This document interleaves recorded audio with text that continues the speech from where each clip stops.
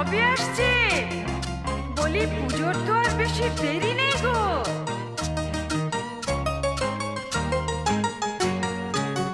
ঠাকুরজি কেমন তোমার ভাই লিখেছে পুজোয় ছুটি নাই, পুজোতে আসবে না বাড়ি।